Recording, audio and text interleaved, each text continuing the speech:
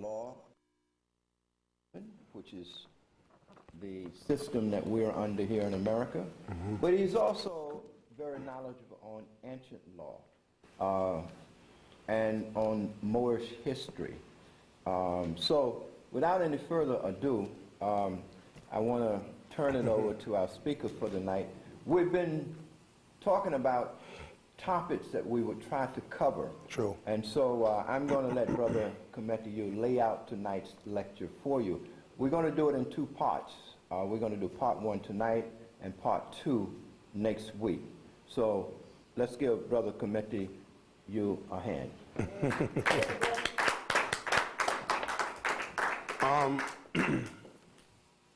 Good evening. Good evening. Me and Minister Brown was dialoguing over the phone in reference to a topic in reference to religion, and I was bringing some very enlightening information to him about the fact that a lot of our people don't realize that the way the system is set up today, it started from that foundation. Next week, I'm going to bring more material in so that way I can get into an in-depth reference, because that's important to see the references where I'm drawing insight from, all right, so we can have a clear basis of how we should see the global structure and takeover through the religious sector. And that religious sector empire, of course, started with Rome. It was an issue where, and when I say started with Rome, I mean to a point where this is where the quote-unquote European have taken over. But the foundation of the Roman religion or faith, of course, was of an African people. It was an African base.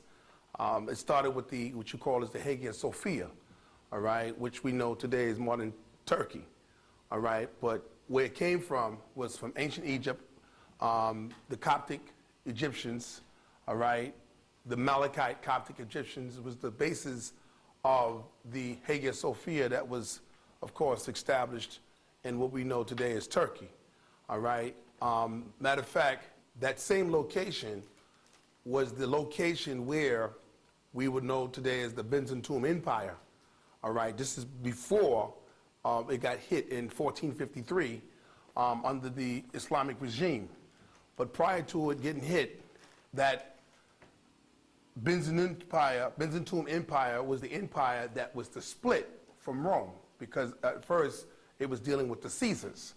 And earlier, prior to this lecture, I was just hearing the discussion of the audience, and they was talking about how we don't have African Americans in the Senate, and we need to analyze the basis and the origin of that, all right, because that's the foundation also that comes from that religious base, because the Senate is a Roman official status or title, all right, and so the Senate actually represents the fascism of Rome, all right, and it's very important that people know these things, because we as a people, we have a tendency to not really know the history of these political statuses that we get into, all right?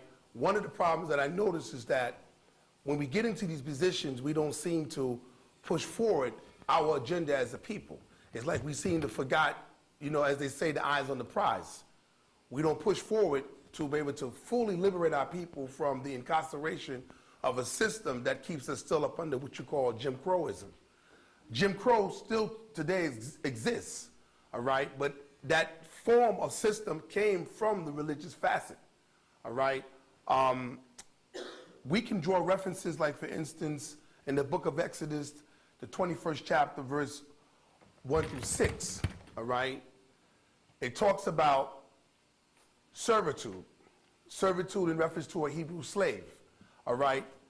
But we may say the Hebrew slave, but who was actually a slave in that condition that was being pressed upon us was us as a people, all right? Because it seems like we're talking about the Hebrew people when we read the scripture, but we don't realize that that information is codified. Because when you study the verses 1 through 6 very diligently, you will find out that in 1 through 6, it talks about how when a man comes in without a wife, all right, and he comes in freely by himself, he can leave freely by himself. If he comes in and he gets a wife through one of the slave masters, and he bears children, which are sons and daughters of that woman, and he chooses to leave with his wife and his children, he would leave by himself, but the wife and the children would stay with the slave master. This is actually in Exodus, the 21st chapter, verse 1 through 6. Why I'm referencing this information, so you'll be very clear what's going on, is because that information has been codified within the state. The state is actually the slave master, all right? Because the question is, why would the slave master give the free man, the so-called black man, a wife, and then when he bears children, when it's time to leave, he himself can leave freely, but the wife and the children cannot leave because why? The condition that was put upon the woman and her child under the slave master, meaning that the woman and the child is his property. So the only thing that the brother did was bear children for the slave master. But that slave master today, again, is the state, all right? Because what they did is they codified the ecclesiastical law into the civil law, and the civil law was codified into the criminal law, all right? So again, it's so important to really recognize how they took the religious facet, you know, and incorporated or codified that into a civil law, all right? Because what happens is that for so many generations that went by us, and the brainwashing and the enslavement and the abuse and the torture and the dehumanization process that was going on at that particular time made us far-fetched, moved away from the realities, so that way we won't actually see this pain and this suffering in reference to the process. The process is still going on today. We as a people are not clear about the process. We know that there's pain and suffering, that we're going through something, but we don't really acknowledge why we're going through it because, again, the system was set up through a religious facet. Of course, me and Mr. Brown was talking earlier, and one thing that he has said to me, which is very true, that the African was the basis of the religious sector. But because of the fact that the imaging was so powerful from the African, that the Romans wanted to break that image. That was something that the Greeks couldn't get away from, because the Greeks, when they were in ancient Kemet, into our spiritual system, only thing that the Greeks did was Hellenize everything that was Egyptian. So technically, the Egyptian, or the Greek language, I should say, is nothing but a corruption of ancient Egyptian language. That's all it is. They just Hellenized or changed or modified what was Egyptian and made it appear though it was Greek. Because the Greek was so infatuated with our powerful images, precepts, and concepts of our spirituality. So, and that's something different from religion now, because religion is totally different in reference to the spirituality of what our ancestors have. So that needs to be clear. But once that spirituality, the principalities of that spirituality was passed down, and when the Romans seen that, they're the ones who actually changed that, all right? They're the ones who came with that concept of monotheism, all right? Which means they wanted to be the one who dominate and have the only one true God. That's what that whole concept of monotheism came in. Not to say that we didn't have that concept, but our concept was with the oneness of God, all right? We have the multi-facets, but at the same time, we've seen the unison of one, all right? The Romans didn't see that, all right? They wanted control. They wanted you not to see the multi-facets of the Creator. He just wanted you to see that one icon and image. Excuse me. So again, by the Romans taking over and developing their own, or making and molding their own base in reference to a religious system, all right, they was taking that as a weapon and was breaking the spirituality of the African.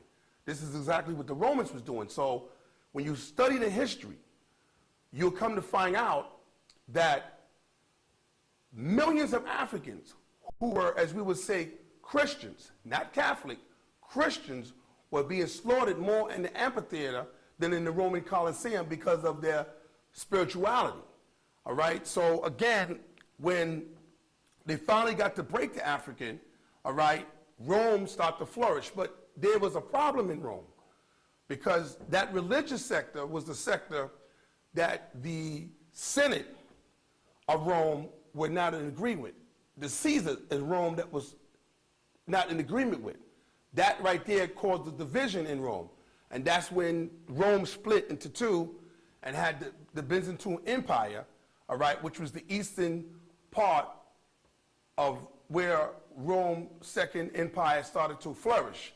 Now, if you notice that Rome decayed, she fell down because of the Germanic tribes going into Rome, and the war broke out, and Rome have lost its power. But the religious facet of Rome, under the Papal or the papacy, that empowerment flourished and went out. It went out so much that all of Europe and all the sovereigns were, as we would say today, was Catholic. All right? There was a big stronghold for a long period of time in reference to the church. And there was also a conflict with that power struggle because the sovereigns or the kings of Europe wanted to control the masses of people under their own monarch. So there was a breaking away of the Catholic Church. And that's when the Protestant movement started to come in. And of course, they was giving Martin Luther the credit for the Protestant movement, but technically it was really the Moors. The Moors were the one, which is us, all right, because that's something that we need to get clear, because we as a people really don't know our history. A lot of our history is written in a lot of European books, and of course, they can't get away from our history because our history talks about them. But they use our history to talk about themselves, but they have really cutting out a lot of our history that reflect us, to a point where they even start changing the images. Because one of the issues that I've noticed that I read in the introduction of John G. Jackson, the introduction of African Civilization by John G. Jackson, where he showed you that there was references that Moors were Caucasians, all right? Chancellor Williams also shows that, and of course our Afrocentric scholars had refuted that to show that the Moors were of what you call black-skinned people, all right? It's not technically a term that I normally would use because me being an etymologist, I study language. This is something that I push towards our people because language is really the correct science that we really need to look at, because even though we may talk about history in time, one of the things that we have to look at when it comes to history is the language, all right? There's a book in my presence. It's called Webster's New World College Dictionary, all right, 3rd edition. And most of us today don't even really know how to read a dictionary, let alone an etymology dictionary, because we was never raised in the school system to read a dictionary, all right?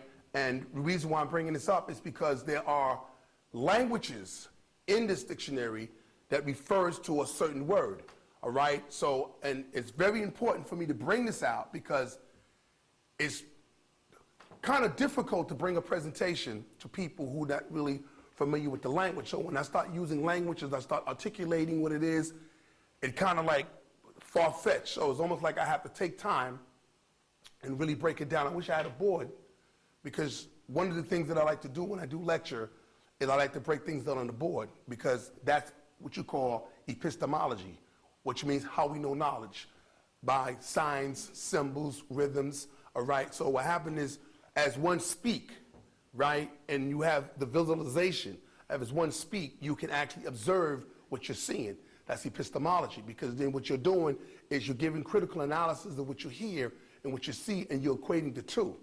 You see what I'm saying? So that's important, because really to get into the real truth about our history, language is a factor. Listen to this, and you'll need to hear this, because it's very important. We cannot talk about our history through the eyes of English-speaking people. Do you hear me what I'm saying, y'all? We cannot talk about a history through the eyes of the French-speaking people.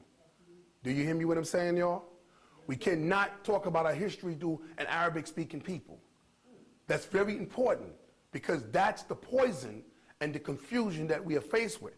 So it's very difficult for me, really, to express the historical origin of our history truly about us as a people. I have been raised in the school of thought by Afrocentric teachers, and I respect every single last one of them. But one thing that they have to stress was that language. Because what happened is, if we don't stress that language, we're not going to get to the true basis of it.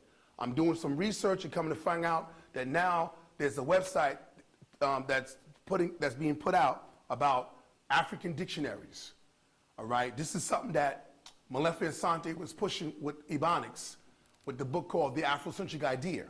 And I've studied his book, all right, because again, I'm into epistemology, all right? I study the origins of words, all right, which is important because comprehending the study and the origin, true origin of the words show you truly that it goes back to us, all right? There's two words that we need to really look at when it talks about our language, when it talks about history, because it's impossible to talk about the African history without talking about the language. The culture itself, the very epitome of the African culture is actually within the heart of the language. All right, so if you remove the language from the people, you're actually removing the very epitome of our, as Donna Richards said, Utamawazo, our worldview. All right, so even she had used some expressive terms in African dialect. You see what I'm saying? Even like when we use the word Kwanzaa. Kwanzaa is first fruit. Now it's so interesting, now listen to me carefully, that we would go to church and we hear the pastor or the minister talk about giving your first fruit to God, not knowing that the very concept, the first fruit, comes from our culture. So when you start studying the Bible, you start beginning to see, if you study the language and know the language, there's a lot of African culture right in the Bible. And I don't hear ministers and pastors talk about our culture as African people right in that Bible. I don't care how much distorted, how many times they've written it over. I'm telling you, when you study etymology, you can see our culture, the very epitome is at the heart of that Bible. All right? I'm going to be the first one to tell you, and no one else told you this. And the only reason why I can tell you this is because I've studied the language. All right?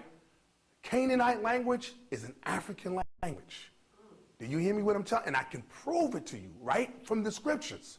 And I have never heard nobody said that the African languages are Canaanite. All right? They don't tell you that the Hebrew languages are African languages, or any so-called Semitic languages are African languages. Because why? Because of the front that they say that this is the Jewish language. Well, if the Jews is going to claim it, we're going to have to say, well, it's an African language that you're trying to claim for yourselves. And we can prove that it's an African language. And that's important because why? In that language is a history that talks about us.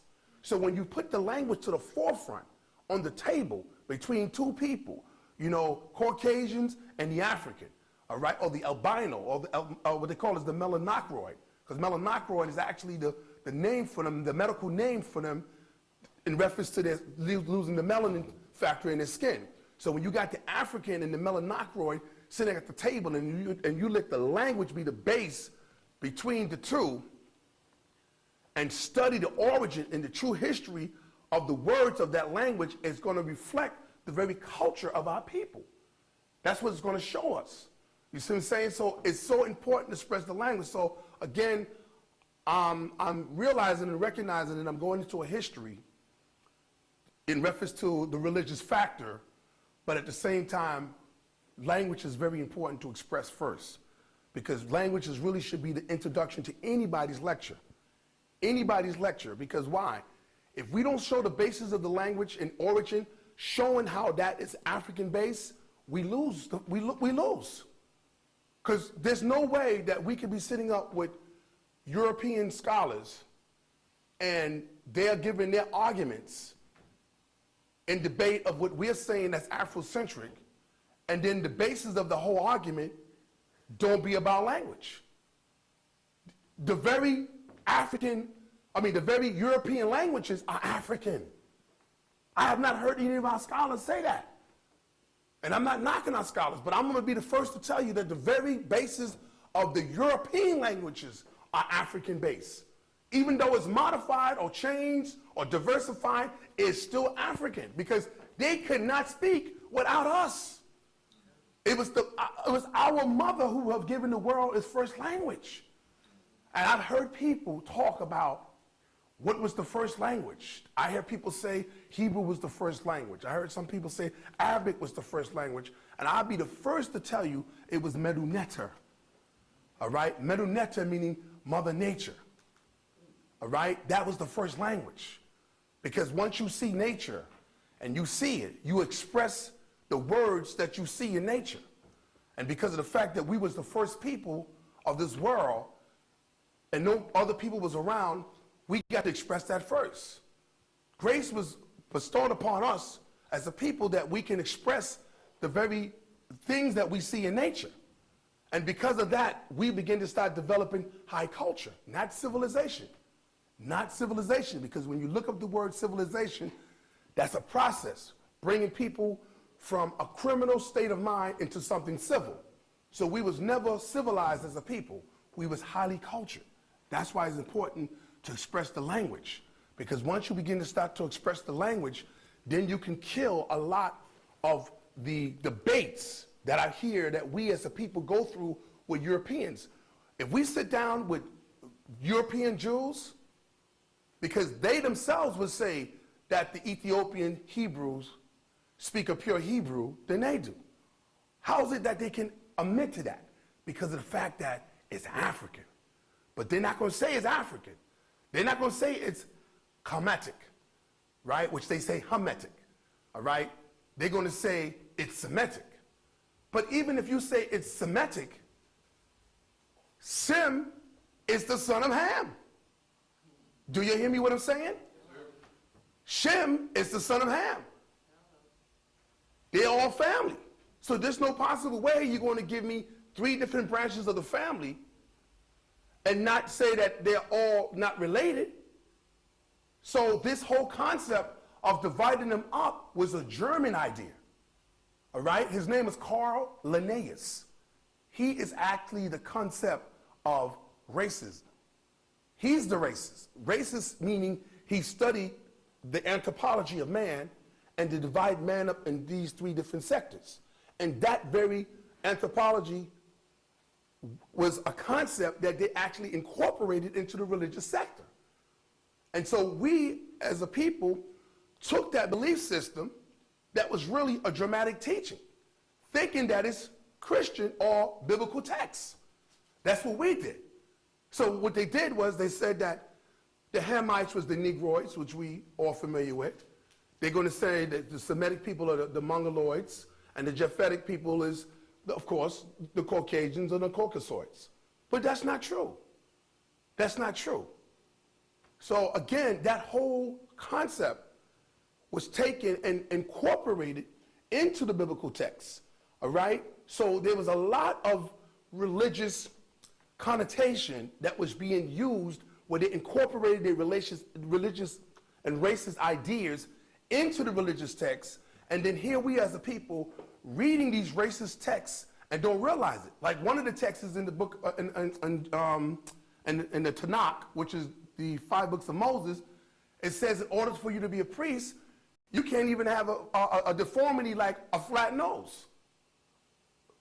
The flat nose that they're referring to was African people, because they know that our nose was broad.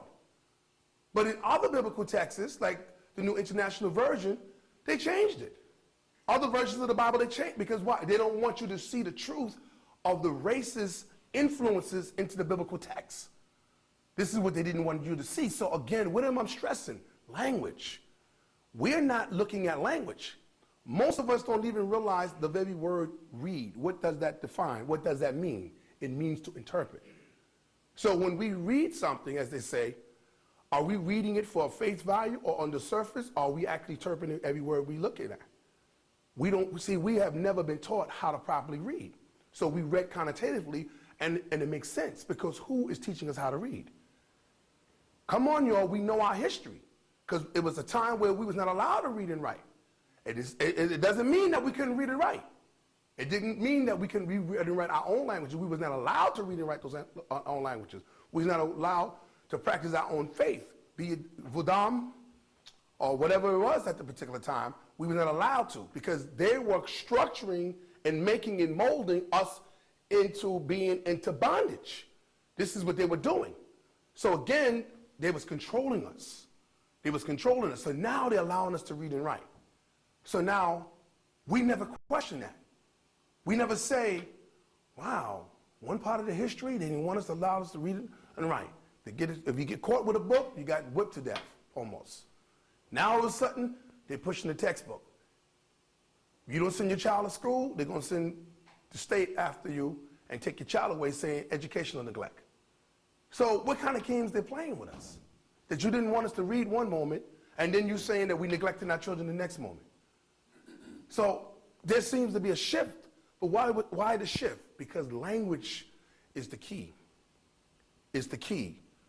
If we're going to truly want to unlock history, we must use the words in its origin, in its true origin.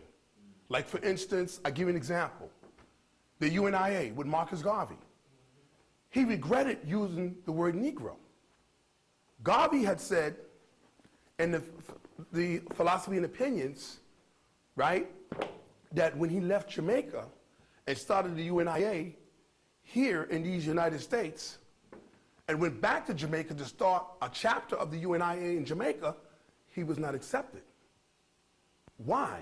Because Garvey said he never knew that there was racism in Jamaica until he left Jamaica and went back into Jamaica. Because the Jamaicans didn't see themselves as a Negro. They see themselves either as colored or white. All right? Because the colored was the raping of our women by these melanocroids, right? Lightening up our race of people, all right? So because of that factor, the light skin had to be called colored. Unfortunately, the NAACP was the organization that condoned that movement. That was the bourgeois movement. That was the movement that Garvey was knocking, all right? But unfortunately, the NAACP movement and the Garvey movement was wrong, because we were not Negroes, blacks, or coloreds. I'm stressing that factor because, again, what am I talking about, y'all? Language. Because when you go back to Africa, ancient Africa, not modern day Africa, because they poison our brothers and sisters with that crap over there too. All right? They poison it with that. Because I brought a book tonight, so you know what's going on. It's called Apartheid. Excuse me. It's called Apartheid, right? After Apartheid, the solution for South Africa. And of course, you see the colored children walking with the white children. Most of us would say, oh no, those are black children holding hands with white children. That's what we would say. But in that system, they wouldn't say black children, because black children couldn't hold the hands of white children. They would say colored children are holding the hands of white children because of the mixing factor, all right? So this is something that we need to know, all right? So what they did here, they did over there too, all right? So they poisoned them over there. Why? Because they want to make sure that we don't go back to our African ancient languages. The Africans are even neglecting their own languages and getting involved with the European languages like French and English. Because if you notice that when you go among the African brothers and sisters, why are they walking around with European names? When I come in contact with an African, I says, what is your African name? Don't tell me your name is Marsha Lewis when I know you come from Ghana. You know, I know you've been colonized too, just like we've been colonized, but you have not got hit as hard as we got hit. Because one thing that you'll still maintain over there is your Africanness. Even though you've been colonized, the epitome of the African culture is still there strong. All right, and we see it. We can go there and travel and we can see it. But at the same time, what is it with this African that want to take on the name of a European and come here to just assimilate and to be a part of the system? You know, what is that all about? The problem is that we're not communicating. We're not talking to them. They're not talking to us. And you know what is the most interesting thing that we don't say, that I notice? Maybe we do notice it, but I don't hear us talking about it. I have never really heard about the Africans talk about the slave trade or what happened. Are you aware of that? Have you, if you've been around Africans, have you really heard an African talk about it? And those Africans fly over here and they're getting nursing jobs or they're driving cabs. And of course, we among our brothers and sisters. You see what I'm saying? But I've never really heard them talk about the conditions of what happened to us. And I'm saying this is incredible.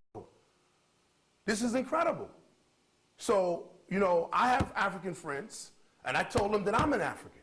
All right? They don't see me as an African, but I told them, listen, I would never tell them that I'm African descent. Do you hear me what I'm saying? I would never tell them I'm an African descent. I am an African. All right? Because when you study the words, this DE, that's why I like to use a board, because I want you to see the words. DE means down. I have not descended down from Africans. I am African. Because when you say you're descended down from Africa, it's like saying we a subgroup. This is what the European was saying, that anything below the equator was sub-Africa. Anything was north, those are the ones who they was calling white. This is what they was doing in their history books. So again, what am I talking about? Looking at the language, studying the syntax of what they're using to continue the racism and the apartheid system, the Jim Crow black code system. And they're still doing this today. Our people should not be calling themselves Negroes, blacks, and coloreds. Those are not African words. If you study the history of the word black, you'll come to find out that that word black was not even the word they used among the English, not even among the German tribes. They used the word Schwarz. They didn't use the word black. So how did they come about this word black? That's the question. Did we ever look to the word black? A lot of our brothers will say black power. But do they really know what they're empowering? We don't really know the language. But we're getting ourselves into a movement and labeling ourselves for the same depression and pogrom that was created for us by the European. So I always say, wait a minute. If we use the word black, well, what difference is the word black than the N-word? Because if the brothers are using the N-word in a positive way, but guess what? We're using the word black in a positive way, not knowing that black is being used as a connotative term that was put onto our people as a weapon. It was to what? Dehumanize us. So have we ever learned that the word black was a dehumanizing term? Malcolm stressed it best when he said in the movie Malcolm X, when he opens up the dictionary and he sees dirty, soil, gloomy, and when white, he looks at what? Pure, clean. So what is that telling you? Whose language is that? Are we saying, oh, what's the language label of that word? Where it's coming from? And why are we associating that word with ourselves? But at the same time, we as a people say, wow, it's just a shame that our brothers are using the N-word among themselves. Not knowing that black is like using the N-word among ourselves and not knowing it. And not knowing it. So again, the Africans, and even in the Caribbean, they don't use that word black, Negro, and colored. They really don't use that word. When a brother from the Caribbean come and you say where they're from, they say the nation state from where they come from. Same thing with Africa. They don't say, oh, I'm black and I'm from Jamaica. They don't say I'm black and I'm from Trinidad. They don't say that. They say, oh, I'm from Trinidad. So how is it that in their worldview that they don't equate the word black? And then all of a sudden when they come around us, we feel that they don't feel that they're black. We feel that way. So the question is, why they don't feel the way we feel? Because the oppression is different. The oppression is different.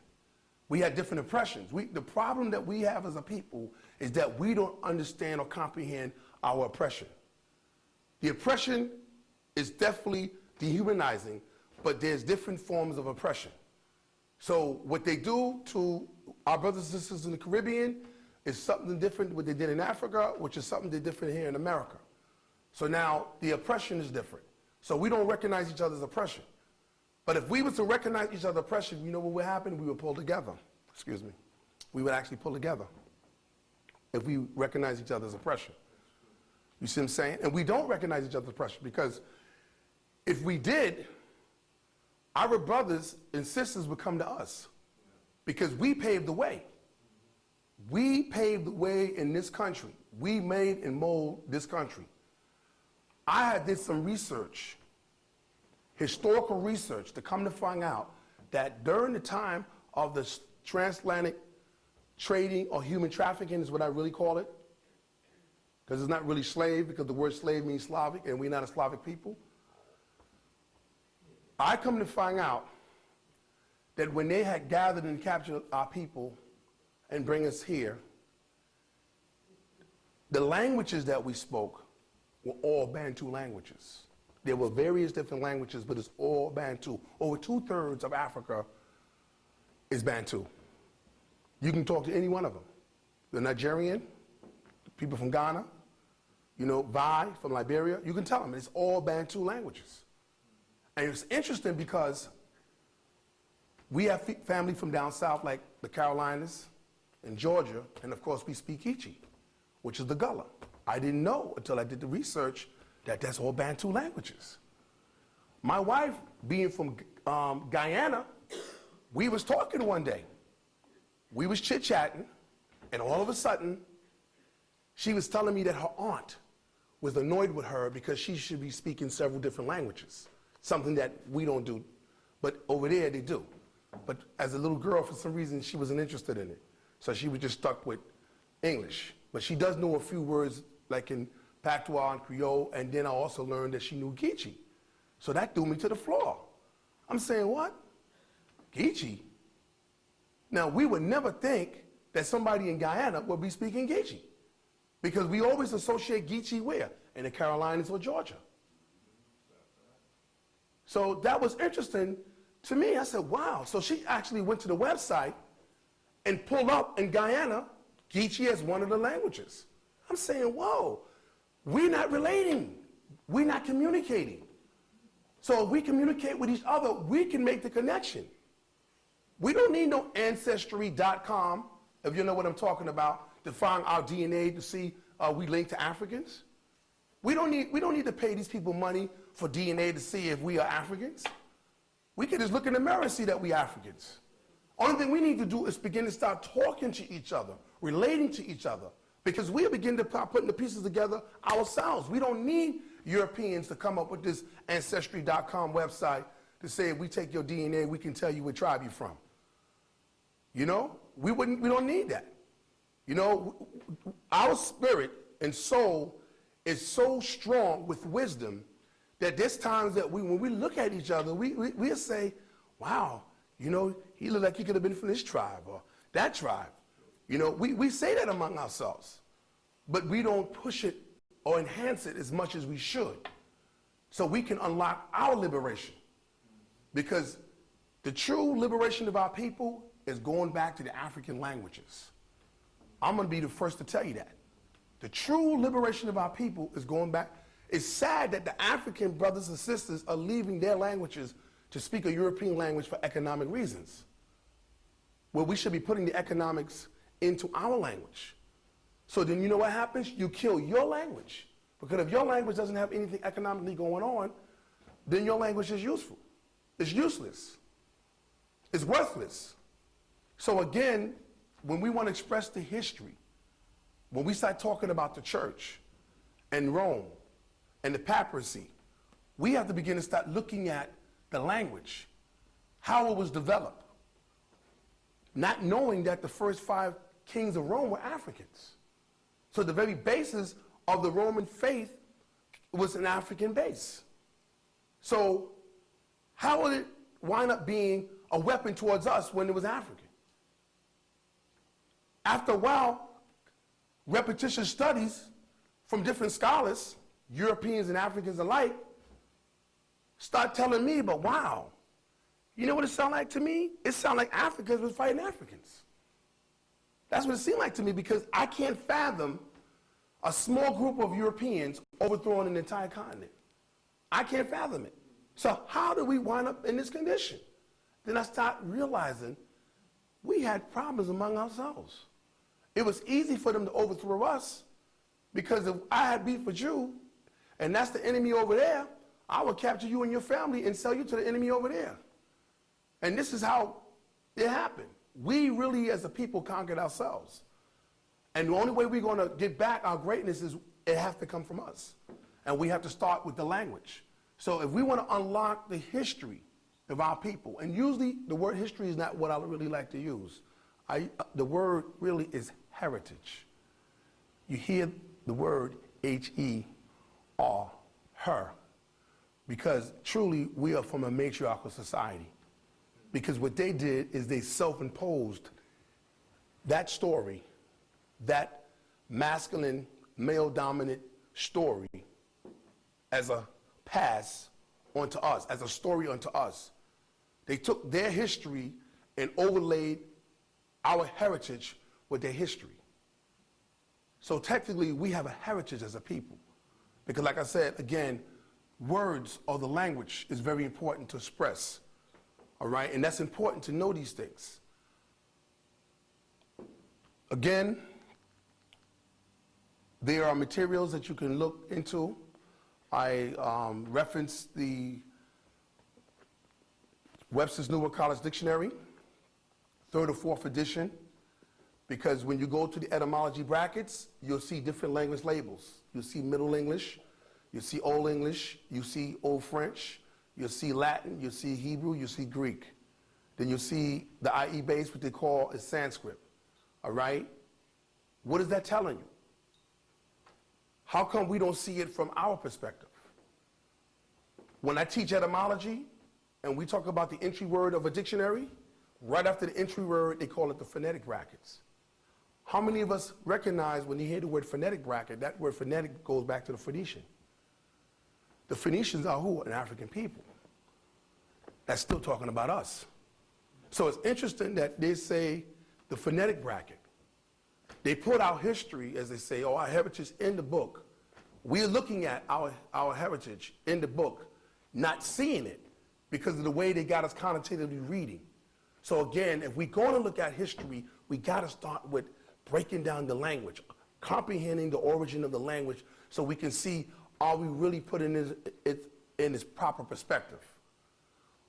Tuesday night, I give law classes in Harlem at the National Black Theater between 6:30 and 9:30. I was telling the students there, because we was teaching law, and I'm using law terms. The first 3 Tuesdays, I'm teaching language. We can't put motion pleadings together. We can't put affidavits or writs together without the language. So I was stressing language. Because when we stand up before that judge or that prosecutor and we don't know the language, the first thing they're going to say is, you need an attorney. Because why? He went to school to become a what? Wordsmith. That's what he went to school for, because he played on words. Yesterday, I was with a Moor who won his case. His wife was sitting on the stand giving her statement as her being a witness to her husband being jumped by some security officers. And what was the most beautiful thing that you would ever want to see is when she was giving her statement.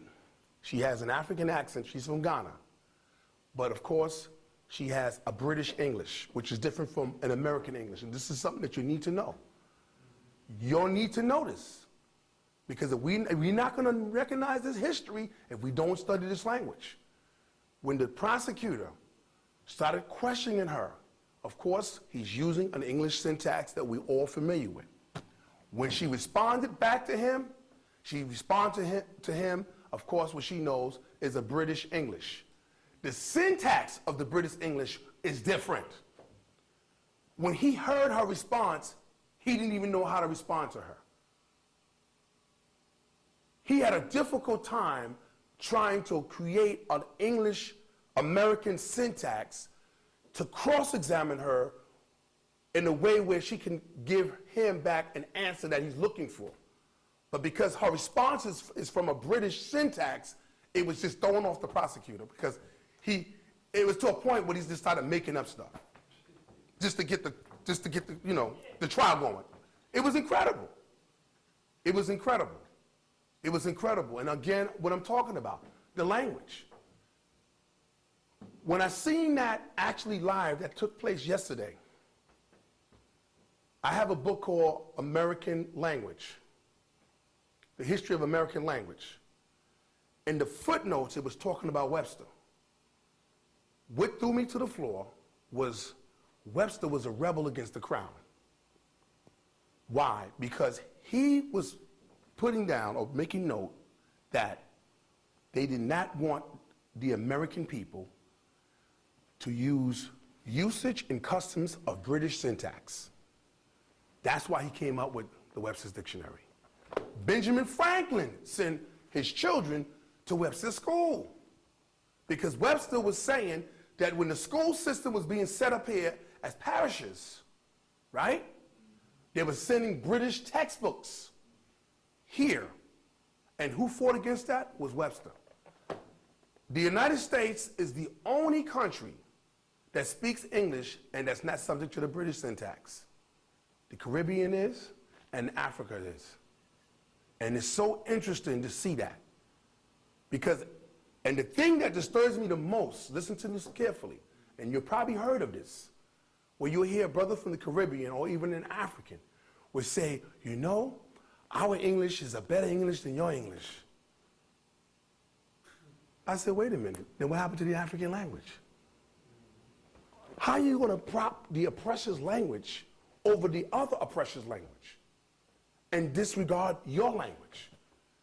His language can never be better than an African language. Right.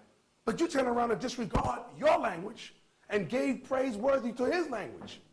And you're wondering why we having problems. I said to myself, that's incredible.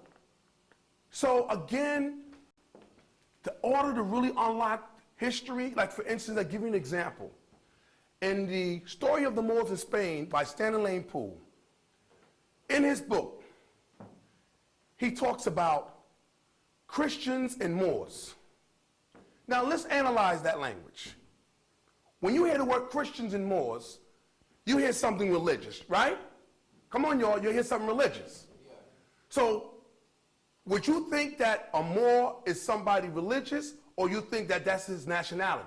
That's his nationality.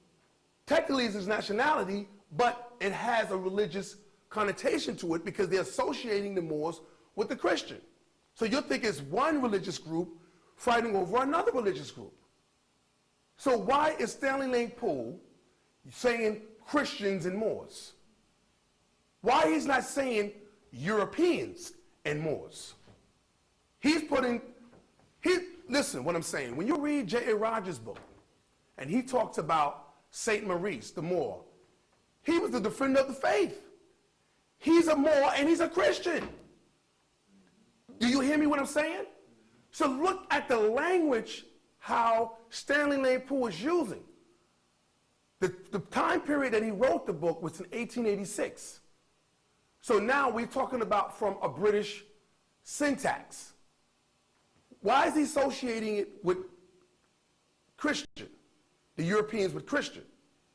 Because he wants you to think that all Europeans were Christians, and that's not true. Because a lot of the Europeans was pagans. Remember, they was fighting to get them to be Christians, because who was really the Christian was the Africans. All of North Africa was all Christians until the Romans came in and enslaved them Africans. And then they took on the Christian concept. And then they started calling themselves Christians. All right? So, but when it comes to Moor, and when you look in this dictionary, they define, historically, they define Moor as a Berber, a Muslim, a Mohammedan, or an Arab. But they would never want to associate the Moor with us. And if they do associate us with being the Moor, they use the term blackamoor. That's what they say. You go in that dictionary, you see Moor in one page, you go to another reference page, they say blackamoor. And then when you look at the definition, it's a separation. So now wait a minute. Now how did the blackamoor became Moor, or the Moor became blackamoor? But when you look at the definitions between the two, one is giving our Islamic overtone, and the other one is dealing with Negro. What are they actually telling you? Are we really interpreting what we see or hear? That's the question. So if we're going to talk about our history, it's very important to recognize language. Language is the key. I do review a lot of Afrocentric scholars from the materials they put out in lectures, books that they produce, all right? But one of the things that I have a problem with them is language. Because we have to take time to stress the importance of language. One may say, well, you know, like Garvey, he was trying to get our people to recognize themselves as African. But at the same time, what happened? He couldn't get them to see themselves as African, so he started saying what? He started calling them Negroes. I have to disagree with Garvey. Even himself, he regretted it, all right? He himself. There was a man prior to Marcus Garvey called Noble Ali. He called our peoples Moors. So now, look at the time period that we just came out of bondage, which is chattel on our hands and feet, that is, because today we're still in bondage. Because George M. James had said it clearly, y'all, if you've been reading the book Stolen Legacy. He stated that mental bondage is divisible violence. So again, you'll say, well, brother, I'm not in bondage. Lincoln said that we was emancipated. But did we ever look up the word emancipation in the etymology dictionary and come to find out that the word emancipate do not mean free? That it means to make over or deliver up as property? That Lincoln gave the states bonds to take us out of the state jurisdiction and made us federal citizens under the 14th Amendment? That's the reason why they create the 14th Amendment. And we the only people on this planet that never got the opportunity to say that we wanted to become a U.S. citizen. They just put it on us. Everybody else becomes U.S. citizen by some immigration process. But we the only people that they put U.S. citizen on us, and we didn't ask to become U.S. citizens. So now you know why we are being subjugated to the crimes that they're perpetrating on us, because they feel that we are their property. Do you comprehend what I'm saying? Yes. So you're wondering why the injustices that's going on. Because again, if you want to study the history, you have to study the language. Because the language is going to unlock truly what they're really saying. When you're in a courtroom and you're listening to what they're talking about, we try to get an understanding of what they're saying, and we don't comprehend what they're saying because why? We were not skilled or versed in law, something that we were supposed to receive in school. So again, what are we talking about? Again, I stress it again, language. Language is always the key. I'm going to always stress language. You ain't going to never hear nobody stress language like I am. And anytime I go to a lecture, whoever it is, even in medicine, I can show you something that's astounding. Astounding. The word diabetes. Let's look at the history of the word diabetes. Is there such thing as diabetes? The Medical Association came up with that word to make money for the pharmaceutical companies to push what? Insulin to kill your pancreas. Because it says that it helps you to be able to push out with metformin the issue concerning insulin or bring down your blood sugar. This is what they tell you. But when you look up the etymology for the word diabetes, it's a Greek word. It means to cipher, means to throw off. So guess what, y'all? We all naturally have that. Because one thing that happens to the body when you've been poisoned, you're going to find ways to throw it off. Either you're going to vomit, you're going to have diarrhea, you're going to even do a lot of frequent urination. The purpose of the frequent urination is to throw off the acid. Because when I did the research and come to find out that they would say that you got too much ketones built up into your kidneys, spilling over into your blood. So you're throwing off that. This is what they're telling you. But when you look up ketones in etymology, you come to find out that ketones is acetone. Acetone is what you remove nail polish with. So how do you build up all this acid in your body? You're building it up by eating the sugar. The sugar is nothing but acid. The white flour is nothing but acid. We're eating all this acidic foods that's been barred in the liver and been barred in the kidneys, and all of a sudden, what do you need to do? Start doing frequent urination. That's what you start doing. So they call you got diabetes. But they make you think that diabetes is a disease. No, diabetes is not the disease. It means to cipher. It means to throw off. So you have so much concentration of acid in your body, bombardment on your kidneys, that you're automatically throwing it off. That's the reason why they say one of the symptoms of it is dehydration. Of course you're going to be being dehydrated if you keep throwing off fluid. That's just logic. So what you do? Drink alkaline water to neutralize the acids and start eating alkaline foods. That's how you kill that noise. If you want to help heal and cure your body from these conditions, that words that they don't want you to use because they got to copyright it, because once you use the word, they ching, they put the claims on you and arrest you because you're using words that only the medical association can be the one designated to use that word. But the body technically does the work, because really there's nothing out there to really heal you. The Most High made the body heal itself. Only thing you're doing is using the herbs to help the body to correct itself. So how are you going to sit up there and say you can copyright something that takes place in nature? How are you going to copyright? The body heals itself. The body cures itself. The body treats itself. When the body's been bombarded with so much sugar and acid and it's throwing it off, which they call diabetes, what it's doing is treating itself by throwing it off. But if you use the word treatment, all of a sudden they're going to lock you down. Because it's the game they play with the words again. Because they copyright certain words. So if you have a product that would help you, like cherries, there was a company that put the word treatment for gout and arthritis. So they should have never did that from the cherries. And so the company was shut down because they found that there was something in the cherries that give us this red color that help you from conditions of arthritis and gout. So again, language, analyzing the words, realizing what is it that they're saying, what is it that we're not recognizing? Because they are putting us at a disadvantage because they're using language. So if we want to study the history, language will always have to be at the forefront. I don't give a crap what topic it is. It could be medicine, it could be science, it could be history. Whatever topic it is, language would always have to be the key. Unlocking the true mysteries behind what it is that we really need to know, and where the true origin, not the origin, the true origin, because we can't be fooled. We have to have critical thinking, because when they're looking at that dictionary and they say the origin and the history of words, this is what I say to people. Look at the word true origin, because there's a difference between true origin and origin, because Latin could be an origin. Hebrew can be an origin. But the question is it the true origin of that word?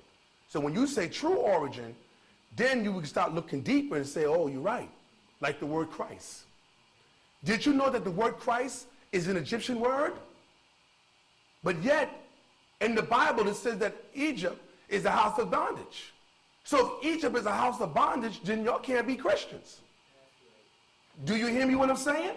We're not studying the word. Somebody's tricking us. If you're saying that Egypt is the house of bondage, then you can't be Christian, because why? The word Christ is an Egyptian word coming from the word Christ. So when you look in the dictionary and look at the word Christ, it says Greek, and it stops right there. So now, come look the fact that the Greeks came into ancient Egypt, sat at the bases of our ancient ancestors, and studied our language, and they Hellenized all the Egyptian words. The ancient Kemetic words was Hellenized by the Greeks. All the medical terms, all the mathematical terms, was all Hellenized by the Greeks. and Latinized by the Romans. They're taking our language and striving off our language. And you're wondering why we so asphyxiated with them. You know why we asphyxiated with them? It's because when your mother calls you, right, you hear your mother's voice. That's a fact. Any child hears their mother's voice. So when the word that's coming from your mother is spoken and you hear it, you have an affinity with that. What I'm saying to you is the words that we have that they're using that's modified are really our mother tongue. So we have so much of an affinity because we hear the root of that word. Even though they modified it and changed it, the very root of the word still go back to the mother. You follow me? And so that's why we so fixated with them, because of the fact that they're using our language in a modified form and not realizing that it belongs to us. A lot of the words that we have today, matter of fact, the English language is Bantu. The English language that we're speaking today, like the word Angola, Angela, angel, English, Angola. Come on, look at the words. If you start using the linguistic methodology and etymology, you begin to start saying, you know what, he's right. Only thing they did was take a vowel, A, and put it in the word Angola, because they didn't put the vowel in front of the word. It's Angola, N. They just put the A on it to modify the word, and they call it English. But we don't see these things. Because why? Our oppressor is who? Educating us with connotation, with carnal knowledge. It ain't like they're not educating us. They are educating us. But the question is, how are they educating us? And to what? To agree on how they're educating us. They're spoon feeding us. All right? They're spoon feeding us. Matter of fact, that's the word that I stress a lot, because let me read the definition of the word spoon-fed. Because when you look at the word spoon-fed, you would really know what's going on. Spoon-fed is the entry word. This is an etymology dictionary, y'all. You can't just go to any regular dictionary. You got to be an etymology dictionary. Definition number 3. Listen to what they say here. To treat, instruct, or inform in a manner that destroys initiative or curb independent thought or action. That's the definition of spoon-fed.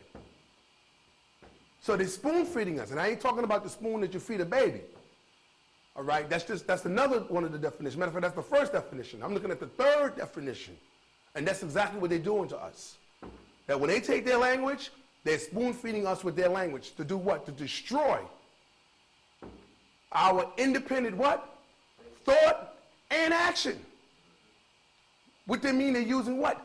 Language again, y'all. They're using language. So how are we going to define history if we don't analyze the language first? This is the reason why I said that if I was to get into any debate with any Eurocentric scholar, or even an Afrocentric scholar, you know what I will use? And I will win every time. And I'm not talking about being braggadocious. I'm talking about language. I'm talking about the fact that if you're going to say, well, Black Africa, I have to disagree with you, my brother. Show me historically when there was never a Black Africa. Africa, yes, but you can't use a connotative term called black onto the word Africa. That is incorrect. Go into the African languages and find out the word black, did they ever use the word? That word don't even exist in their language. So why would you use the word Black Africa? What you're doing is perpetuating the oppression, the language of the oppressor. So we have to correct that. It's just so interesting that when this concept of Ebonics came out, they made a big deal out of it, saying, oh, it's Black English. It's a black language. I didn't bring my book with me, but I have a dictionary of psychology by Penguin. And they have in there Black English. Can you imagine? The dictionary of psychology have the term Black English in the dictionary of psychology. So what are they telling you? But yet we come out with something that realizing that they already studied it already. They're studying it already. We're taking terms or terminologies, thinking that we are making up these terms, and they're already ahead of the game. You know why they're ahead of the game? Because we are using their language. But if we go back into our African language, like Ma'at, You follow me? And Tahuti? You follow me? And Moot? And Newt? When we start using our languages, you know what I'm saying? Like Igwe, you know, those languages, then we're going to free ourselves up. We're going to continue to be in bondage by using the precious language. We're going to continue to be in bondage if we continue to use the precious language. We cannot interpret our history right, our heritage right, or go back into the origin of who we are as a people by using somebody else's language, because why? There are limitations to it. How you know it's true? Just look it up in the Etymology dictionary. In the etymology brackets, it'll say M-E, Middle English. They give you the word. Then you have this mathematical sign, meaning less than, meaning derived from. Then it'll say O-E, Old English. So they're telling you that what? The Middle English have a limitation on it. They're saying that it's coming from the Old English. Then it goes on to the next one, Old French. What it means? The Old English has a limitation on it. So you know what that's telling me? They should have dates on those limitations, meaning that there was a time period when that word came in existence among them. Prior to that, they didn't have the word. You follow me what I'm saying? So if they didn't have the word in that time period, then we cannot take those words to define ourselves. Because when we use those words to define ourselves, then we are putting limitations on us. So Kuji Chakalia, which is the second principle of Kwanzaa, was correct by Malana Karenga. It was correct. Because Kuji Chakalia talks about what? Defining oneself or renaming oneself instead of being defined or renamed by who? Others. By others. So Kwanzaa is a correct seventh principle. But unfortunately, it became a black Christmas. Unfortunately, it became a black Christmas. But if we were to stick to the principles of Kwanzaa, we'll be like the Hasidic Jews on the Sabbath day. I'm going to say it again. If we would have stuck to the seven principles, the true seven principles of Kwanzaa, we'll be like a Hasidic Jew on the Sabbath day. Because one thing I can say as a young man, back in the 70s, right? And I'm not looking at the word in a connotative sense, but I'm looking at the movement. Even though it was connotative, but it was the movement. We used to have, if we can remember, Black Solidarity Day. Right. Do you remember that, y'all? Yes. There was a time that we didn't go nowhere. We didn't go to no stores. I remember that. That was our Sabbath at the time. But we got away from that. Because somebody else is controlling our economy. And until we control our own economy with our own language, we're going to continue to suffer as a people. We're going to continue to suffer as a people. Again, I stress language. I oppose language to our Afrocentric scholars. They're doing a beautiful job. I'm not taking away from none of them because they are unfolding our culture at a level of degree that we never had before, because the European is not going to do it, and I don't expect them to do it. And matter of fact, I don't even like the fact that they're doing it, because when they do it, they're going to distort it. So it's beautiful that we got brothers and sisters who's into that forum and divulging that high culture to us as a people. But at the same time, language has to be the key, because we can't use European language to define African history. Do you hear me what I'm telling you, y'all? We cannot define African history with a European language. So what I'm saying is that our brothers and sisters who is Afrocentric need to start studying language so that we can truly liberate our people. Because you can't define an African history with European language. Because the European language is a language of oppression. Have you ever heard of the word equivocal? Equivocal is what the English language represents. It's the language of being deceptive. It's connotative. It's ambiguous. Have you seen the movie Amistad? When they thought they won the case, and he came back and said to St. Q, well, you almost won. So he told the interpreter, tell him, we almost won. The interpreter, hesitated because there's no such word. So he kept saying to him, well, why are you not telling him almost? He says, because there's no such thing as almost. Either you do or you don't. That's right. That was awesome. That's awesome. That is awesome. I picked that up. I picked that up when he said that. That's language again. Yeah. Right. We're too busy looking at entertainment, we forgot the language. Matter of fact, let me show you something else again. John 1:1, good example. In the beginning was the Word, and the Word was with God, the Word was God. You know what's wrong with that? And no pastors who went to theological schools and getting their degrees in theology have picked it up. There was something wrong with John 1:1. If you tell me that our Creator is omniscient, omnipresent, you cannot use the word was. Because was is a what? Past verb.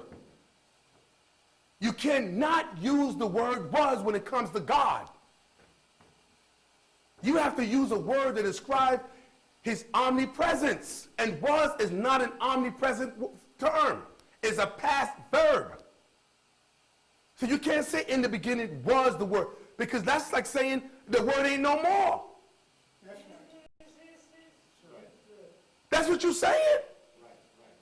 So why is it that we got caught up with that? It's because the pastors, the ministers, the elders, the deacons, we're studying European languages again. That's not almost. He was almost the creator, but he was. You follow me what I'm saying? And we're not picking that up. We're not picking that up, family. We are not picking that up. This is a book called Jim Crow's Children by Peter Irons. And you'll be surprised the information that's in this book. Because again, they talk about Brown versus the Board of Education, which we all very familiar with.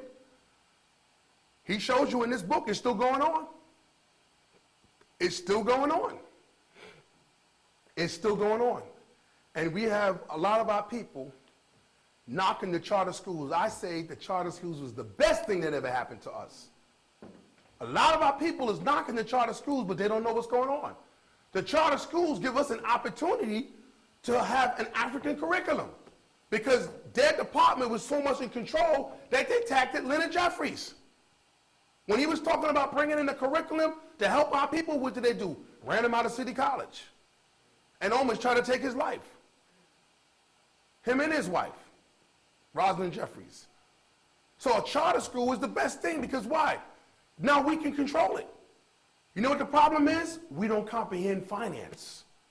We need to begin to start knowing how to structure a charter school, get the funding from the federal government and the state government and the county government, that we can start putting together an African curriculum in our own charter schools. The Jews doing it every Sabbath day for their children, and they don't have a problem with the school system, but at the same time, let it be a Rosh Hashanah, it's going to be shut down. So again, if they're controlling their education, why are we not controlling it? To me, the Board of Education has been controlling our education for so long, it needs a change. But then we have those who would disagree. Listen, we had the Board of Education going back into the 1800s. In the 1800s, the Board of Education was going back in there. Webster was the first one to make the change. Do you feel me what I'm saying?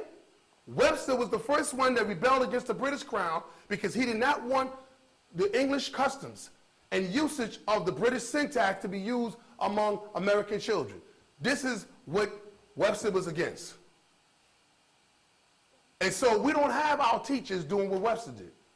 We got brothers and sisters who got licenses from the state that has qualifications to even put together a dictionary, and we haven't done that yet. We're still picking up the European dictionary, and we're not even putting one together for ourselves. And if you ask any English-speaking teacher, let's talk about etymology, they lost, but they got a master's degree. And I'm not saying this to a sleight of hand on them to make them look bad, but that just tells you who's controlling. That's what that's talking about. Who is control? Again, they're using their language against us. We're not structuring nothing for ourselves. We're going to always continue to be entrapped with somebody else's language. I give you a good example. For those who's driving. If you get a traffic ticket, we're going to use language.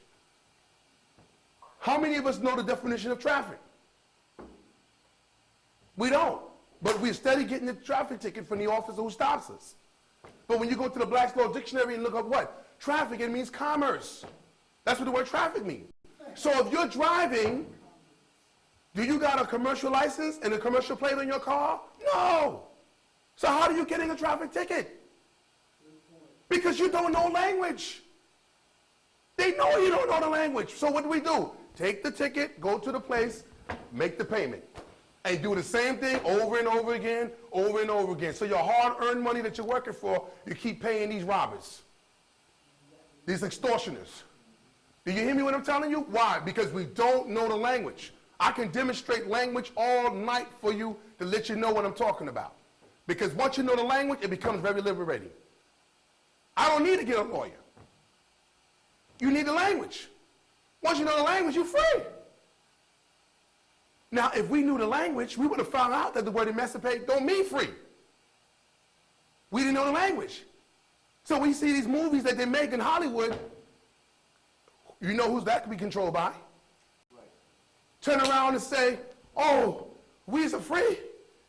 We've been emancipated by who? Lincoln. President Lincoln trying to come out with the Emancipation Proclamation. We're free. We're free? What are you talking about? The word emancipate means to make over, deliver up as property.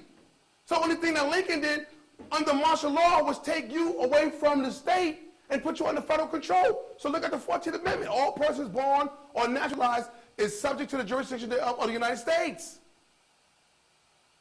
So you what? You're federal property residing in the state. So again, what are we talking about? We're talking about language again.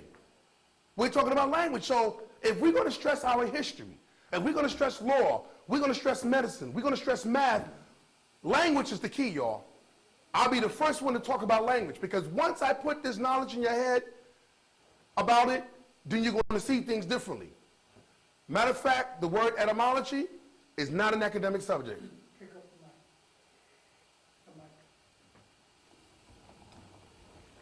It's not an academic subject. Etymology is a divine faculty, y'all. Do you hear me when I'm telling you? I've been around etymologists, and neither one of them have said that. I have etymology books, and none of them have said what I said.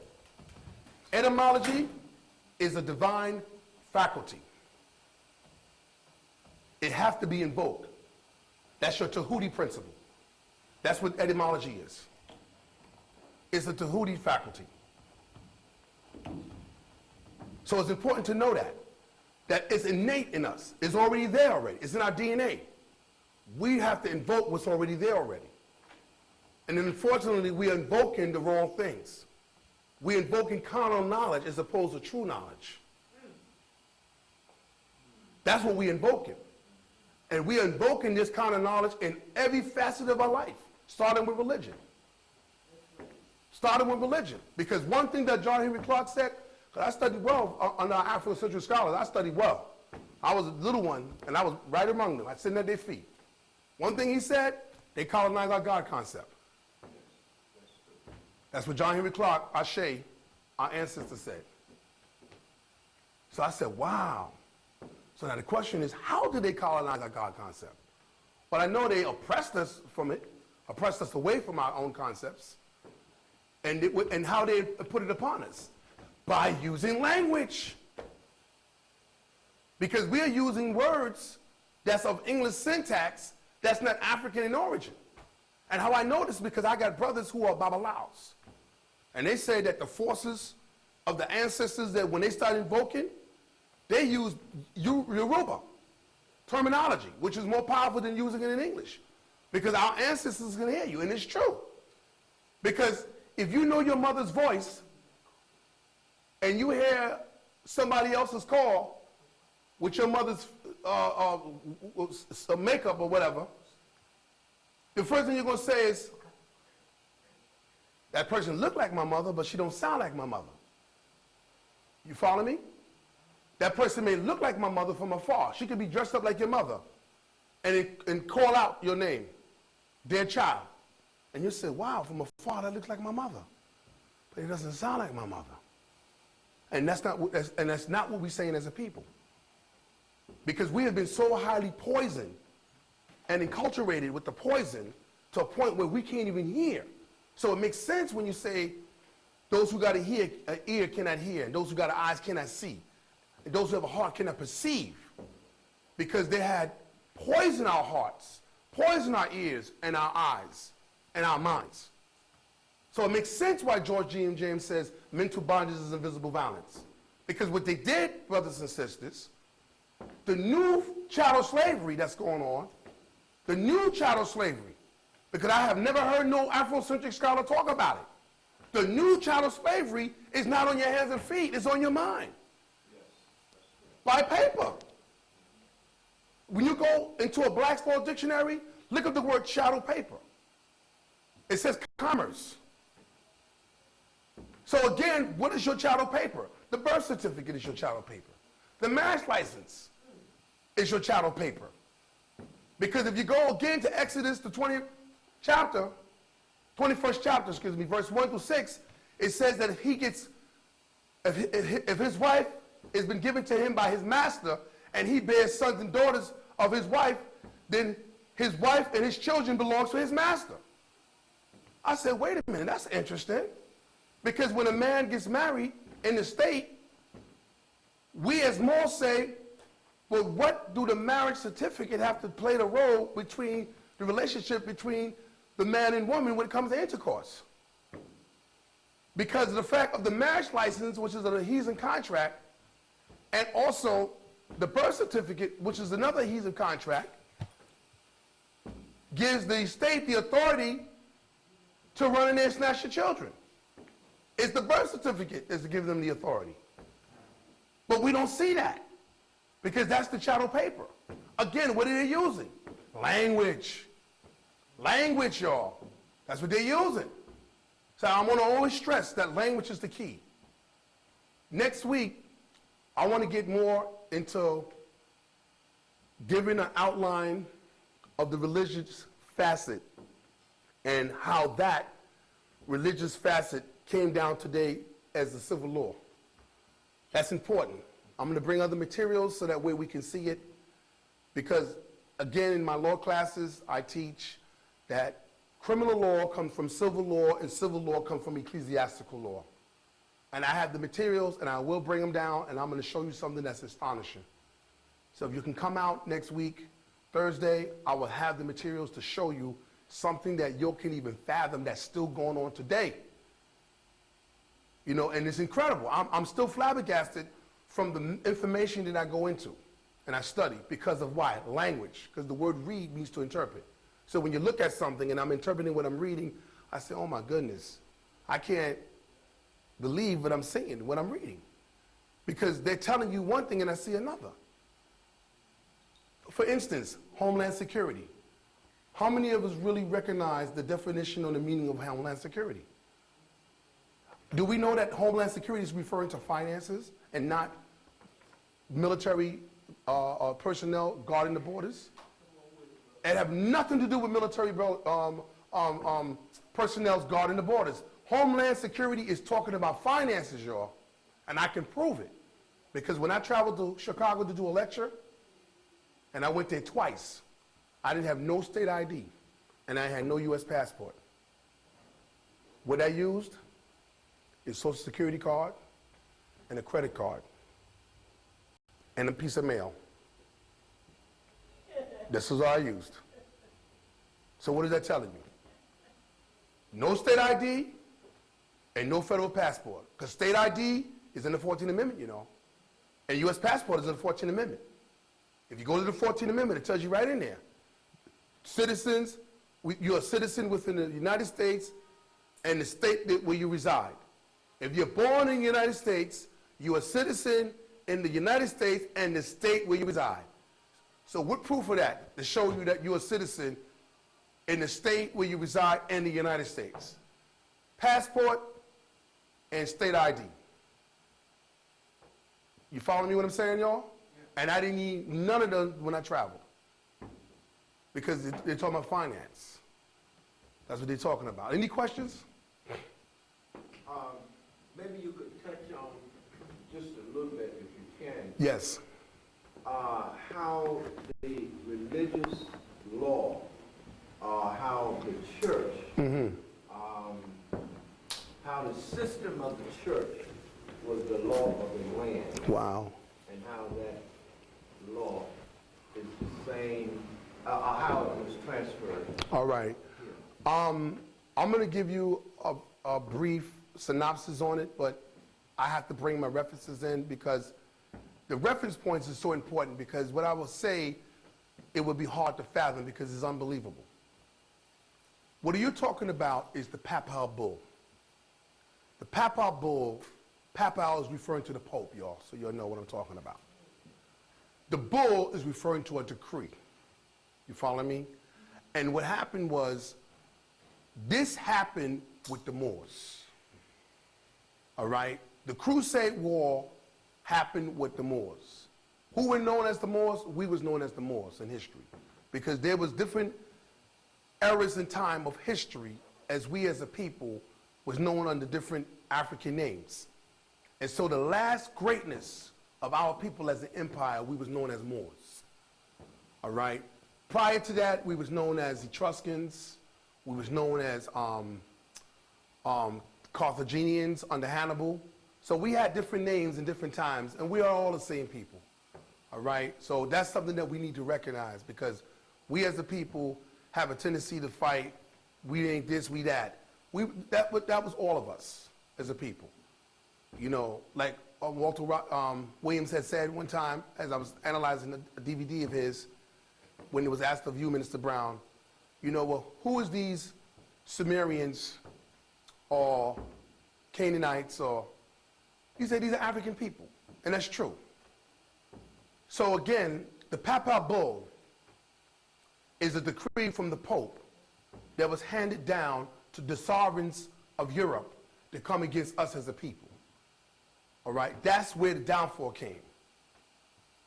Two books that you can read, and there's other references, is The Story of the Moors in Spain by Stanley Lane Poole and The Moors After Spain. There's some questions about this human trafficking at a large degree, as has been put out there. And you say, what do you mean by that? Because when you study the history, you come to find out that the 15th, 16th, 17th, and 18th, even up to the 19th century, Moors have been taking contribution from European nations. All right? We was taking contribution. They had to pay us to pass over the other side, and if not, we would actually confiscate that ship. We did that under what you call is maritime jurisdiction, merchant law, admiralty law. That's what we did. But that was a way to get back our wealth, because these Europeans have stolen a lot of our wealth through a religious war, all right, which is called the Papal bull. The bull, so you'll know what's going on, is symbolic of the Moors. In Spain, you have a ceremony called what? The running of the bulls. Now, there is a cape. Do anybody know what the color of the cape when they fly to the bull? Amen. Listen to what I'm saying carefully. That is the Moorish flag. If you see the Moorish flag, it's a red flag. So what is that telling you? That they would take the red flag and use it as a cape to have that bull to charge at them. And then they would turn around and take the sword and they kill the bull. All right? This is actually a ceremony that they have in Spain in reference to the running of the bulls, which is symbolic of the Moors. The bulls go back to Egypt. It's called Apis. That's what it's called, Apis. So again, a lot of the ritual that we see, the Romans have picked up those rituals, all right? And there was wars, and it started with the Crusades. And who was in the crusade was the Moors, all right, which was us, against the Roman papacy, all right? And so from that time, they started fighting us, all the way down to Queen Ferdinand and Queen Isabella and King Ferdinand. That was the marking of their 1492, all right? Because it's interesting that we hear that in 1492, Christopher Columbus discovered America. But now the question is, what status or nationality we had in 1492? There was no Negroes in 1492. There was no blacks in 1492. There were no coloreds in 1492. Ask any brothers and sisters from the Caribbean island. In 1492 was there Trinidad. in 1492 were there Jamaica. Do you follow me what I'm saying? Were those Caribbean islands existed? Yes, they had indigenous names. They had indigenous names, and those names is lost. Matter of fact, one of my greatest heroes, right? And they think it's in the Haitian Revolution. It's two of them. One is Dessalines, right? Who's the other one? Toussaint Overshore, right? Well, who do you think is the real hero in the Haitian Revolution? It's not Overshore. It's Dessalines. Dessalines was the one who named Haiti. It was called Hispaniola under the Spaniards. But when he fought, because it was the French in there, the Spanish was in there, and the British was in there. I mean the French, excuse me. The Spanish and the French was in there. And they was fighting real hard, even to a point where even the British was coming in there. But who named it, its indigenous name, was Dessalines. He was the one who named Haiti, Haiti. He kept it to the indigenous name. And this is something that we need to know. So again, when we begin to start looking at our history, we begin to start realizing that these terms or these words were not used in 1492. So what we was known as at that particular time, we were known as Moors. That's what we were known as. Yes. That's what we was known as Moors. All right. Unfortunately, and I'll be the first to say, because I declare myself as a Moor, all right, because I'm not Negro, I'm not black, and I'm not colored. All right. Those are the terms that allude to slavery. And I'd also be the first one to say that it's unfortunately that a lot of our Moorish brothers and sisters out there are not pushing out the right information. All right? And this Moorish movement is supposed to be a movement where we were supposed to help liberate our brothers and sisters by declaring what? Our nationality and our birthright. Our birthright, sisters, was stolen from us. You know where our birthright was stolen at? And the sisters need to know this. Get the Black's Law Dictionary and look up the word delivery. Because it takes place in the delivery room. It takes place in the delivery room. What dictionary is that? Black's Law Dictionary. And look up the word delivery. By who? Black's Law. Henry Campbell Black is his full name. But they just use Black, you know, to indicate it was him that put those legal terms together. Henry Campbell Black was his name. But they call it Black's Law. So you know. So what I'm saying is when you look up the word delivery, look up the word res, R-E-S. That means thing in civil law. So what they did was they took your property from you constructively and handed over to the state, not knowing it, through what? Chattel paper. Because when you fill out what you call is a certificate of live birth, and in return the state will send you back what? A birth certificate, correct y'all? Right. That is no different than when you go to a car dealer and to get a brand new car, the dealer sends to the state what you call is a manufacturer certificate of origin, and in return they send you what you call is what? A certificate of title. Not the title. That's incorrect, y'all, because again, and I'm not here to embarrass nobody because I stress language, because, and I demonstrate this for those who know English well as an English teacher. And like I said, I need a board to demonstrate it. Because if you say title, I have to put down certificate of title. The preposition in that is what? What is the other variant of the word of? From, correct? The other variant of the word of is, come on y'all, from.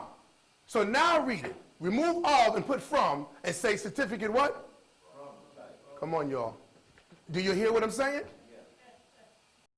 Do you catching me what I'm saying? I'm talking about language again, y'all. So they'll get you to think that, oh, this is the title to my car. This is the title to my, no, that's not true. They're using language again. Didn't I just say earlier that English is an equivocal language? Is equivocal, is a deceptive language, is an ambiguous language. So when you see the word certificate of means from. So it's a certificate from the title. From something doesn't mean that it is that thing, that res. So the certificate is reflecting what's it coming from? The original. Thank you. And what gave them that authority is the manufacturer certificate of origin. That is the original title. Once you have that, that shows you that you truly have your car. That's the reason why the police officer can pull you to the side, because that's state property. Because it has the name of the state over it. That's right. So you have cloud title. You don't have clear title. Clear title means you would have the original. But if you have the certificate of the original, that's cloud title. Do you hear me what I'm saying? So again, we're talking about what? Language. So again, back to the Papal Bull was a decree that was passed from the papacy against African people, which we was known as Moors. All right? This is what happened. It was a religious war that went on. All right? And so again, the papacy had expanded their decree so far that it went so far west that it came into a place what we know today as the Americas. And how they got to travel over here was through the trade routes that Moors had set up, going back and forward on ships. This is the reason why we had the power to tax them, which is where we get the word tariq. Tariq gives the birth or to the term traffic, a tariff. You follow me? Yeah. Which is a form of tribute or taxation. So it's something that we need to know, again, in language. So we're going to always define language in the light of whatever subject matter or topic we're talking about. It's very important. So where our downfall happened was the religious sector. But then what happened was, after they created the religious sector as a decree, then they conformed the religious sector by changing it into what you call is a civil government. That's what they did. They created it into a civil government. Because again, the clerk's office, when you go to the clerk's office or the county office and you go to the clerk's office, the clerk office is the who in the religious factor? The clergy. Because remember, they had the birth certificates and the marriage license was all in the what? Church. So how is it that they shifted it from the church into the county register? Now you can go to City Hall and pull your marriage license or your birth certificate when it was held in your Bible through your church. So now the clergy of your church became the clerk of City Hall. So they shifted the religious factor over to a civil government. So now I can pose the question, since I defined it for you. Is church and state separate? No. Thank you. Exactly. But I had to define the language for you again, because I'm stressing language, to order to put that out there to you. So now, because you can analyze it with critical thinking, you can say no. But if I would have asked you that question prior to me giving you that critical analysis, 1910, you probably would have said, yes, there's a separation between church and state, because that's what we was told. Any questions? Yes. We have a chaplain for the House and the Senate. Yes, that's correct. Both the House And the Senate, I'm aware of that. and they pray That's right. before each session. That's true. So again, where is there a separation of church and state? And anybody can walk through that door, through the process, and can stand pray. The New Age people. That's correct. The Christian, whatever the faith. That's correct. And it's interesting that you said that, because when the president is being elected to be president and he's sworn in, what ceremony is that called, y'all? Inauguration. Do you know that when you go do the etymology on the word inauguration, that means augury? Did you know that? That means augury? And do you know what augury is? Witchcraft and sorcery and divination. And who they need for that? The priests. So the president swearing in is based upon witchcraft. So it's interesting that you're saying that, since there's a reason why they're there. So I can 100% agree with you, because I study etymology to bring me to that light. Inauguration is augury. Augury is witchcraft, divination, and sorcery.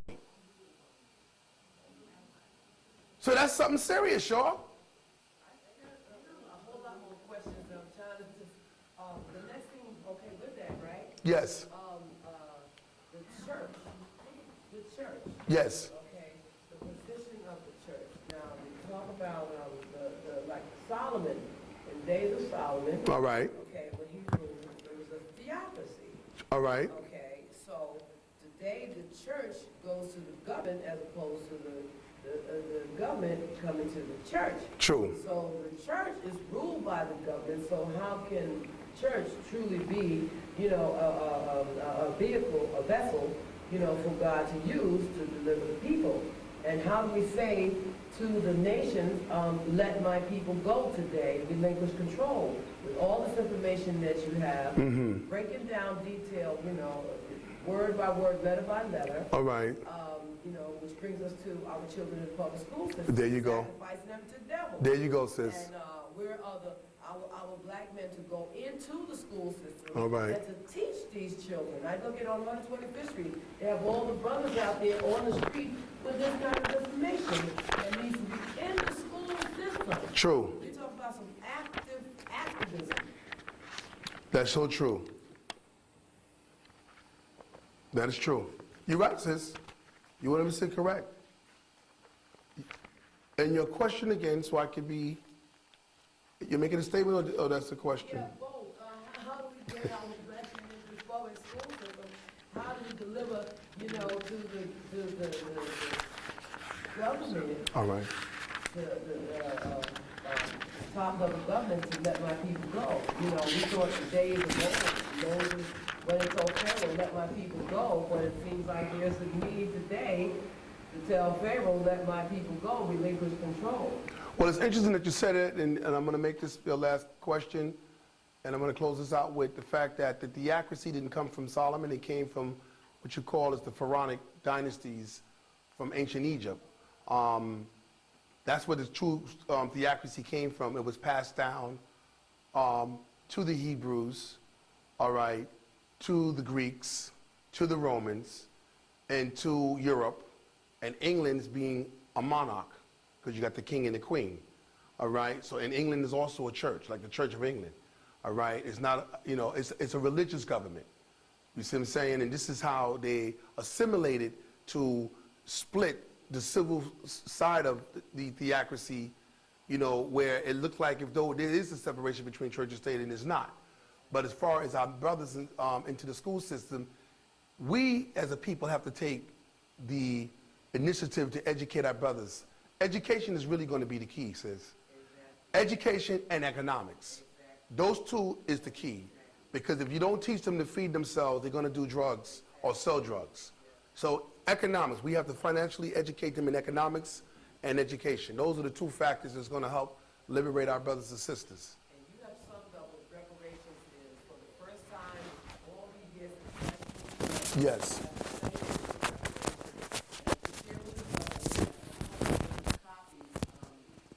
Of the statement that John Conyers put out, following H.R. 40. We haven't even read the bill. We think it's just a paycheck, but it's far from that. What you have just espoused for us is exactly what it is. And incidentally, we do have a brother who's working on establishing a library for us. All right. I myself have been given a lot of information through the Spirit on establishing a whole new dictionary. I'm not even out of the age yet. Yes. Yeah. So much. I'm working on a dictionary too. Exactly. So it's interesting you're saying that. How do we change our name without paying for it? How do we change the name of the state? I can show you how to do that. I can show you how to do that. And then how do we take the slave dealer and take it back? I can show you how to do that too. I can show you that, and I can show you how to do that too. Let's show you how to do that. Fantastic. Let's give Brother Matthew a hand. Thank you so much. All the time next week. Now, we got to do one more thing. Now, next week, bring somebody with you. True. Because we have to understand how it is that we are enslaved, from law, how the law enslaved. Because we really haven't seen the whole picture. And Brother Kemitu, you next week will be looking at how the laws of England, how the whole system, English system, was just transferred here. But he's going to be dealing with serf. He's going to be dealing with the whole system, because you have to understand that whole serfdom system in order to understand how the English from the beginning came here, but they knew what they were doing. I mean, they sent military men here to conquer this land. True. And how, we look at a county. What is a county? Why is it a county? But these were the lands that were given under the generals that came to conquer those lands. I mean, to conquer America. True. So they became the governors and so forth. So he's going to break the whole thing down to us next week. That's true. So bring someone so that we can look at this history. Because most of our lives, we have led the world, and we've been in charge of. True. And all knowledge came into the world through us. It's only a short period of time that Europeans have been in charge of anything, a very short period of time. And the only reason we stay oppressed is the lack of knowledge. We want to take up a quick collection now. I know it's only a handful of us, but we do have to pay for the place. And that's all I'm asking tonight that we do, is just pay for the place. So who can help us out? Anybody can give us $50 tonight? Can make a donation of 50. Here's 10. I got 10. We want to raise a little more than 50, but I mean, I was hoping somebody would start us out with 50. Okay. Anybody else can give us 20? Anybody can do a $20 donation? Anybody? Okay, let's deal with these 10s then. Hopefully everybody can give us a 10. We can be out of here. Thank you, Sister Ollie McLean. Oh, okay, wonderful.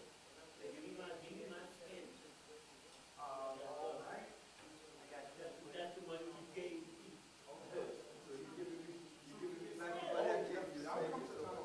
Anybody else? Anybody? Yes. All right. I think I can put the rest to it.